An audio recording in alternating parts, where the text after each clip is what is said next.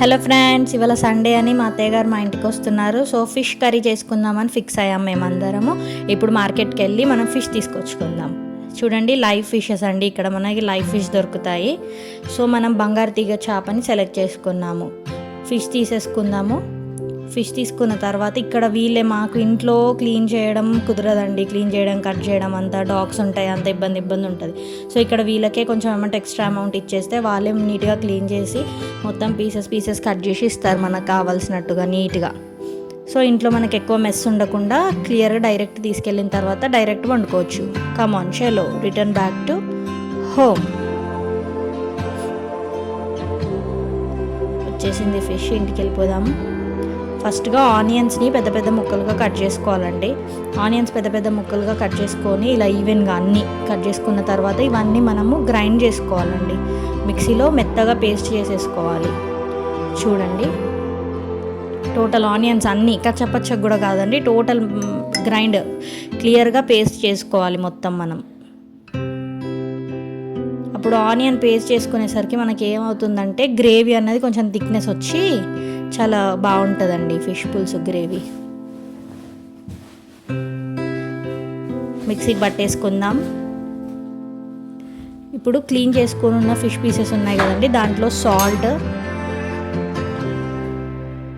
పసుపు, కారం, అల్లం పేస్ట్ ఇవన్నీ వేసుకొని బాగా కలుపుకోవాలండి.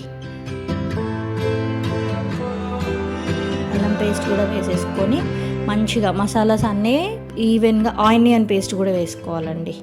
ఆనియన్ ఇందాక మనం గ్రైండ్ చేసుకున్న ఆనియన్ పేస్ట్ ఉంది కదా, ఆనియన్ పేస్ట్ కూడా వేసేసుకొని మసాలాస్ అన్నీ పీసెస్కి ఈవెన్గా పట్టేలాగా మంచిగా కలుపుకోవాలండి.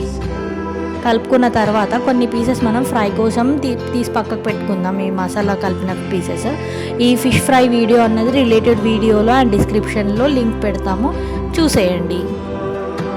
ఇలా మొత్తం ఈవెన్గా చేసుకున్న తర్వాత స్టవ్ ఆన్ చేసి కడాయి పెట్టుకొని ఆయిల్ వేసుకొని, ఆయిల్ బాగా హీట్ అయ్యాక అందులో జీలకర్ర వేయాలండి. జీలకర్ర వేసుకున్న తర్వాత జీలకర్ర ఇలా వేగిన తర్వాత ఫిష్ పీసెస్ అన్నీ ఆయిల్లో వేసేసుకోవాలండి. మంచిగా ఈవెన్గా స్ప్రెడ్ చేసుకోవాలి. ఈవెన్గా అన్ని ప్రతి పీస్ ఈవెన్గా కుక్ అవ్వడానికి. గరిట పెట్టొద్దండి, ఫిష్ పీసెస్ అన్నీ చిదురు అయిపోతాయని. అలా కడాయిలతోనే ఇలా నీట్గా స్ప్రెడ్ చేసుకొని కలుపుతూ ఉండాలి. కడాయినే కదిపితే ఈవెన్గా స్ప్రెడ్ అయ్యి ఆయిల్ అంతా మసాలా అంతా ఈవెన్గా కుక్ అవుతుంది, ఫిష్ కానీ మసాలా కానీ. చూడండి, కాసేపు అలాగే బాయిల్ చేసిన తర్వాత ఆయిల్ పైకి వస్తుంది. ఇప్పుడు గరం మసాలా వేసుకోండి. గరం మసాలా వేసుకున్న తర్వాత మనం చింతపండు పులుసు వేసుకోవాలండి. దాంట్లోనే చింతపండు పులుసు కూడా వేసేసుకున్న తర్వాత మూత పెట్టేసి బాయిల్ చేయాలి. ఒకసారి ఈవెన్గా కలిపేసి మూత పెట్టేసి వదిలేస్తే అదే మంచిగా బాయిల్ అవుతుందండి. చూడండి ఎంత ఈవెన్గా, అలా గట్టిగా పెట్టి గరిటె పెట్టొద్దండి. తర్వాత లాస్ట్లో ఆయిల్ పైకి వచ్చాక కొత్తిమీర వేసుకొని కాసేపు బాయిల్ అయిన తర్వాత ఒకసారి మళ్ళీ కలిపేసుకొని జీలకర్ర మెంతుల పొడి వేయాలండి. లాస్ట్లో జీలకర్ర మెంతుల పొడి వేసి దింపేయాలి.